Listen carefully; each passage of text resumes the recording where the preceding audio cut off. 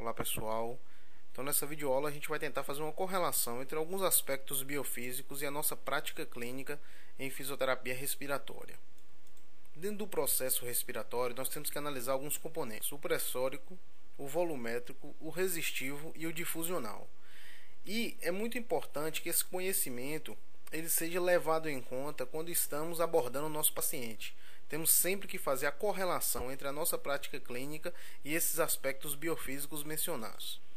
O componente pressórico, por exemplo, nós temos que levar em consideração que o gradiente de pressão transpulmonar ele é o principal gradiente que vai fazer com que os alvéolos se expandam e com isso que ocorra o processo de ventilação dessas unidades alveolares.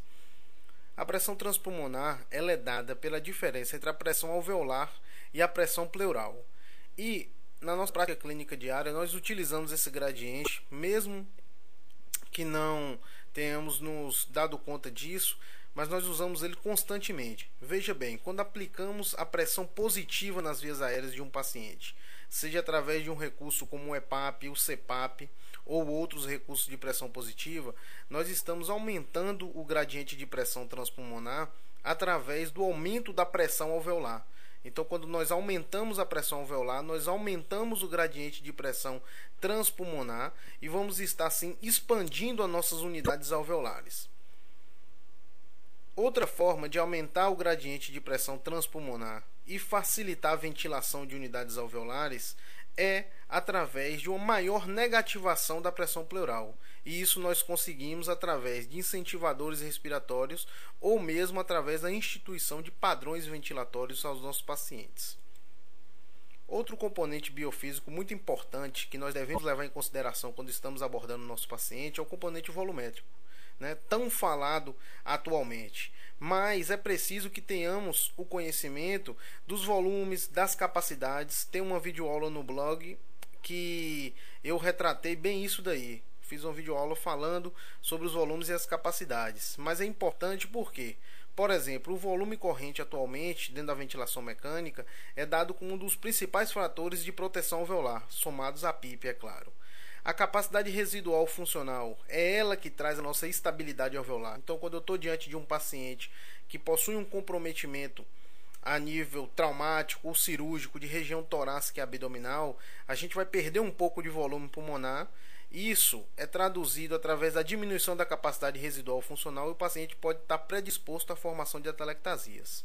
Um outro marcador importante dentro desse contexto seria a capacidade inspiratória, que a gente vem utilizando muito atualmente através da medida através do Voldine. Então, medir a capacidade inspiratória seriada para estar acompanhando a evolução clínica de um paciente, por exemplo, que está submetido à terapia de expansão pulmonar.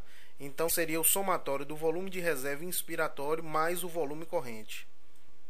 Outro componente importante é o componente resistivo. Então, temos que entender que o fluxo é inversamente proporcional à resistência. E qualquer alteração na resistência de uma via aérea, por exemplo, pode alterar significativamente o fluxo aéreo e comprometer a ventilação alveolar. Um dos principais fatores que estão relacionados à resistência é o raio da via aérea. Então, o raio ele é inversamente proporcional à resistência, mas é a quarta potência. Então, qualquer alteração no raio da via aérea pode comprometer seriamente a ventilação alveolar por um aumento significativo na resistência. Dentro da aplicação clínica, então, como todos nós conhecemos, a terapia de higiene brônquica usa muito esse conceito de resistência nas vias aéreas. O broncoespasmo é outra condição clínica que está relacionada à resistência das vias aéreas. E o treinamento muscular respiratório, que não é a resistência na via aérea em si, mas a aplicação de resistência através de orifícios, por exemplo. Então, quando a gente utiliza incentivadores do tipo do resistor IMT, nós diminuímos o orifício de entrada do ar para dificultar essa entrada do ar, a fim de solicitar ainda mais a musculatura respiratória do paciente para estar ganhando força ou endurance. Por último, o componente difusional. Então, muito utilizado também na nossa prática clínica através da mensuração do gradiente de pressão alvéolo-arterial de oxigênio. Vou voltar também numa próxima aula mostrando como é que a gente calcula isso, apesar que muitos hemogasômetros já traz esse valor para a gente. Então, o gradiente de pressão alvéolo arterial, ele mostra para a gente a diferença entre o oxigênio que está contido no alvéolo e o oxigênio que está contido no capilar. Então, essa diferença ela deve ser mínima possível e num pulmão normal igual a zero. Mas em condições patológicas onde existe um espessamento da membrana alvéolo capilar, a gente pode ter uma diferença significativa desse gradiente. Isso vai estar mostrando para a gente uma dificuldade de difusão dos gases. Então, nessa videoaula eu quis mostrar para vocês a importância da biofísica quando estamos abordando o nosso paciente respiratório, né? Lembrar que o processo ventilatório de carreamento do oxigênio até o metabolismo celular envolve alguns aspectos biofísicos e que a fisioterapia pode interferir de maneira muito positiva nesses aspectos, trazendo uma melhor qualidade de vida para esse paciente. Muito obrigado e até a próxima videoaula.